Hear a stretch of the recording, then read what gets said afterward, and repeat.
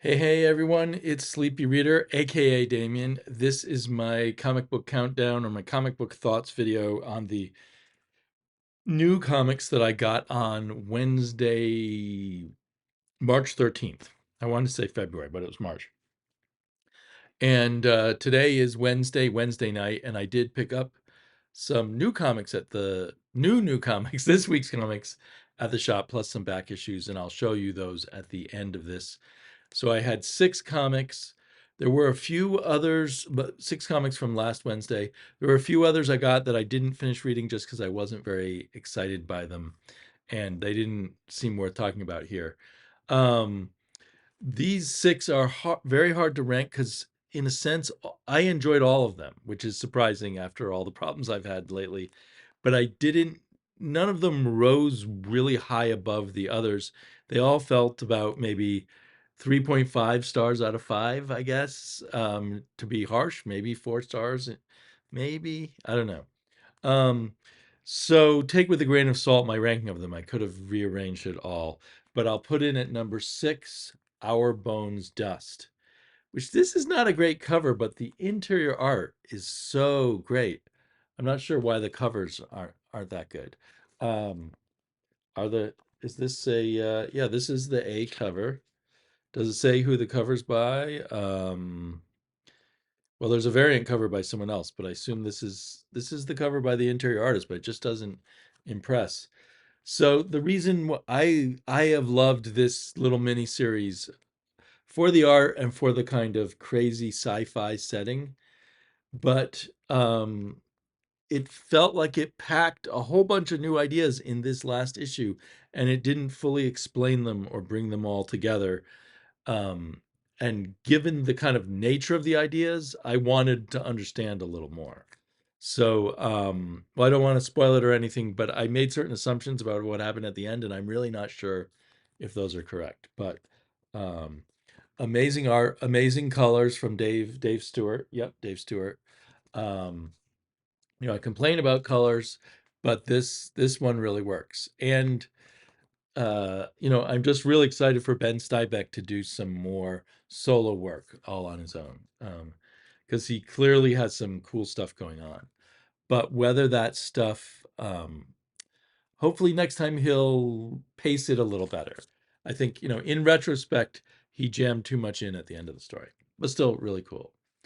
Another cool book, but I'm not quite sure what's going on, is Napalm Lullaby, which has a kind of prelude, and then we don't really see any connection to the prelude to the rest of the story that we get in this issue. So I'm sure, we get the prelude, and then 50 years later, and I'm sure eventually it will all become clear. So I'm really looking forward to reading more of this. But at the moment, it's hard to be sure because it's definitely, there's just a lot of unanswered questions, and a lot of like, what is my motivating force in this story? What are my characters after? Who even are our main characters? There was one issue I had was because we follow different characters, and while we're following this one character, we get a narration that goes over his actions, which is not directly related to it. It's like, people will do anything to accept any conditions to hold on to whatever they have, no matter how little it is. Anyway, it goes on and on as we walk through this horrible sort of post-apocalyptic city, I guess, or just the rancid city of the future. But then the narration disappears, and I'm not and by the end of the book, it seems like a different people are our main characters than seemed like in the middle of our book or the beginning of the book. Anyway, so I'm not sure who the narration is by. And I liked the art, not so much the coloring. It wasn't the horrible coloring that I sometimes complain about, where I just can't even see what's going on. But it was just, I don't know, it just didn't work that well for me. But the coloring, I believe, was done by Bengal, the artist, the one named artist. And so anyway, yeah, really interesting. I will put this on my pull list. I want to know what's going to happen. Rick Remender usually has a lot of interesting things up his sleeve. He is the kind of writer who doesn't want to give the reader too many clues, and I have mixed feelings about that. Um, and sort of has the same problem. I have sort of the same problem with The One Hand, which has even better art. And it's by Ram V, and Ram V has a very good track record. But I'm not sure what this story is really about. I mean, on the surface, it's about a serial killer and a cop who was about to retire, who the case has been opened back up, and he wants to solve the problem. We were told in the first issue that this is 800 years in the future, but it looks like maybe the 1970s, maybe there's some mix between the 1970s and the 1950s. I would guess. I don't know. Someone wondered whether this is in some kind of virtual reality, and I've wondered about that. But the art is really, really good. The color is really, really good. The colorist Lee Lowridge, the artist Lawrence Campbell. Um, and there's intriguing things about this, but the story still doesn't feel that much in focus, or there doesn't seem to be like there seems to be some random events that happen in this issue that I don't know. I don't really fully understand why they're happening, but the story still doesn't seem to be anything more than just a let's solve a crime. Only the character seems to be meandering about a bit in his attempts to solve the crime. So I guess I put that in at number 4. Yeah, 4. And then in at number 3, all of this is kind of random because all of these were pretty close together for me, is Adventure Man number 2, Adventure Man Ghost Lights number 2, 2 of 2. Um, really great art in here by Dodson and Dodson, by Terry Dodson and his wife, was it Rachel? And Rachel Dodson, she's the inker, and he is the penciler and the colorist. He leans heavily into this green color, which is interesting because there's these ghostly characters who all appear green, but then he leans into the green even with his regular characters. Uh, so he just loves that green color. But the storytelling is very clear and the color is kind of pretty. It's just weird that there's so much green and he doesn't mix it up enough. Like here's one of those sort of ghostly characters. Now I sort of understand what's going on because I read the first Adventure Man series. I didn't read the second one, so this is the third one, but not really. It's the beginning of a third adventure, because although it says 2 of 2, it ends to be continued. Um, we're just part of the way into this. We're at the best halfway into the story at the end of this issue, so it's not really 2 of 2, but they're playing the numbers game, I guess. And they say they'll be back in December.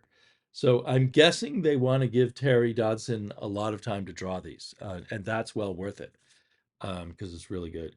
So anyway, I there's a whole sort of Matt Fraction in a different way than Rick Remender doesn't want to give away too much, or he wants to be coy with things.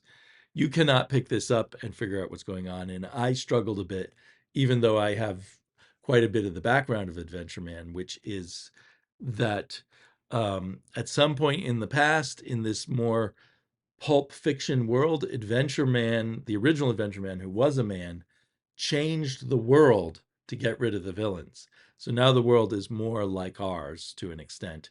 And but Adventure Man is this woman with her large family and her son and stuff, or she is a reincarnation of Adventure Man or something like that. But meanwhile, in this, the criminals from the pulpy world, as best I can tell, are trying to come back, make a true comeback into the world and make it uh, the pulpy world again, but the pulpy world ruled by the criminals. That's my best take on it. Matt Fraction could be a lot more clear about it. He's annoyingly coy. Um, so all of these, I think the art is outstanding, and the writing is the 3.5 part, and the art is probably the 4.5 part in all of these. So that was the first 4. So that was number 3. in at number two, I'm putting in The Wrong Earth, um, which is a much more light work. It's the continuation of this story of multiple Dragonfly Mans, or Dragonfly and Dragonfly Man, and then some other. I think at this point there are up to three or four versions of Dragonfly Man and his universe. And I guess I missed an issue, a series in between. I read most of the Wrong Earth series is, um, but I think in the last series that I missed, and I was able, they caught me up in traditional comic book style. They have this guy appear who's the cosmic reader, and he tells you about all he has read, and ends with saying, for that is the destiny, that is the burden, that is the curse of the reader. Anyway, this the great thing about this is everything in here I understood easily. The Why doesn't Marvel have nice, clear artwork like that? DC sometimes does, but why not still have superhero comics that are like this? This is supposed to be a spoof of superhero comics, but yeah, so much better than the Marvel artwork that I've dipped into lately. Anyway, which I do mostly on the Marvel Unlimited app. So I'm having fun with this, and I will add it to my pull list, or maybe it's already on my pull list. I can't remember. I think it's already on my pull list. I don't know how many issues this is supposed to be. They don't really say. So anyway, a lot of fun. Not a brilliant comic, but it does everything right. So would I call that a 3.5 or a 4? Anyway, I put it in at number two. Number one is the Tom King and Bill Quist-Evely book, and um, Matthias Lopez, the colorist, should be counted too. Um, this is a variant cover, I think, by Elsa Chartier. I couldn't resist that. I like her art, and the color is really cool there. Do they say who colored the covers? No, I don't think so. Maybe Matthias Lopez does, although it just looks like kind of not Dave Stevens, Dave Stewart coloring to me, if I didn't know better. Anyway, inside we have this kind of mix of pulp fiction and, I want to say, Depression era real life. I'm not 100% sure. Maybe a little earlier than that. And very, the art is tremendous in here. The color is tremendous. And the story is a lot of fun and interesting characters. Not characters I'm in love with or care about that much, but interesting characters. For some reason, I like the butler best in the story. And by the reveal of the last page, this is maybe a little more of a standard fantasy story in certain ways, or, not standard, but a fantasy story that's not unfamiliar after all, which is interesting. So I'm interested to see where this is going. I have no idea how many issues this is going to be. So I put this at number one. Even though I'm famously complain about Tom King a lot, but it was nearly equal to the other five. Like I said, I ranked them all almost the same, each in their different way. So I think the theme here was all of the art was good. Only one of the books had coloring that I could object to a little bit, and most of them had pretty brilliant coloring. So that's heartening. I'm on the right track to finding comics I like, now that I've gotten back to having a pull list after a year off, and a fear that all comics were going downhill. So let me show you what I picked up today at my shop. That is now, it used to be called Cloud9 and is now called Tasty Cat. I think because they got sued for their name Cloud9, which seems really unfair, because isn't Cloud9's like some kind of generic phrase that's been around forever. Anyway, so I picked up a bunch of books that I either randomly picked out, some of these, a few I had on my pull list, but not many, or I heard Robbie from Pop Culture Philosophers mention. So I've got Dawn Runner by Ram V. Is this one a new one, or did I? I wonder if this one came out this week. I'm not sure. I might have picked up one or two just because I'd missed them before. The art looks incredible in here. The artist, so it's Ramby with someone named Evan Cargill, and I haven't heard of Evan Cargill, but this is actually the first I've opened it up. I really like the what I see of the coloring, so that looks really promising. And then Man's Best. I did not. Is by Pichette Pichote. Oh, Pornsack Pichote. Who, sorry for laughing at his name, um, who wrote The Good Asian. And I read about half the Good Asian series and it lost me. However, Jesse Lonergan is the artist, and I have loved all his independent comics. So I'm looking forward to see what they do together. So it may or may not be a case of liking the art more than the story. We'll see. Um, I wasn't totally hating The Good Asian, but I just sort of lost interest in the middle. Then I couldn't resist, although I actually hate this cover or the colors on this cover, Pop's Chocolate Shop of Horrors. So another little jab into the world of horror with the Archie characters. Pop's Chocolate Shop being where Archie and Jughead hang out and eat their hamburgers and drink their milkshakes. Ah, for the days when I could just eat hamburgers and drink milkshakes and be skinny. So anyway, we'll see. The art on the inside looks just okay from a glance, and the coloring looks pretty sad. So we'll see. And then I picked up issue 2 of Infernals. I liked issue 1. I heard someone, maybe it was Robbie, say that the issue 2 wasn't as good. But really cool art. But as I look at it, I realize I don't remember. I have to refresh. I already a month later sort of don't remember what happened in Infernals. I feel like I have this memory of liking it, but thinking it was a little bit, familiar seeming in the horror range. And then I picked up issue 4 of the Bloody Dozen from the Shrouded College series. Have I read all 3 issues or just the first 2 issues? Net? I can't remember that either, but I think I did. I think I must have. And now I'm reminded looking at it that I'm not a huge fan of the art, but I was enjoying the story. And then just on a whim, I think probably because it caught my eye because it had a Francisco Francavilla cover. So I opened up at the store, the little black book, and the art looked okay. Not up to the Francavilla type of art, but so I thought I'd give it a try. I haven't heard of this writer or the artist, Jeff McComsey and Philippe Chunha. And then I picked up Beware of the Planet of the Apes. I really enjoyed the first 2 issues of this this prelude to the original Charlton Heston Planet of the Apes movies. And I wasn't going to get it because I wasn't a big fan of If You Find This, I'm Already Dead, the first issue, but I just wanted more comics. I was like, what the heck?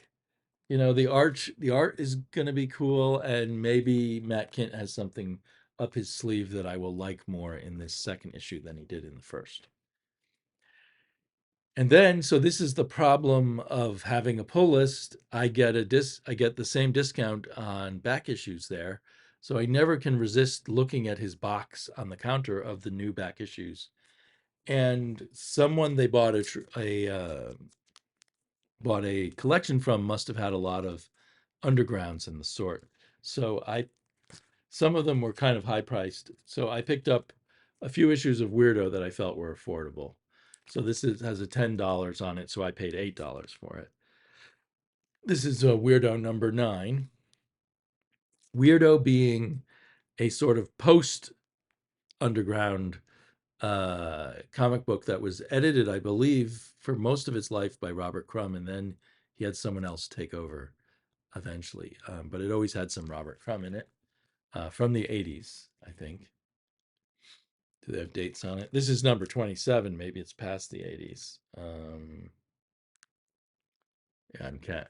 Anyway, that's actually a picture by Robert Crumb also on issue number 27. So I got those, and then I couldn't resist this Comics Journal with a Jim Woodring, I think a Jim Woodring interview, I assume. That's different looking Jim Woodring art than I'm used to. So this must be Jim Woodring at a different period. But I love picking up comics journals anyway, and this was not too expensive, so that was fun. So that's what I got. That's what I'll be trying to read in the next week, and I will probably be back soon, I hope. Talk to you all later.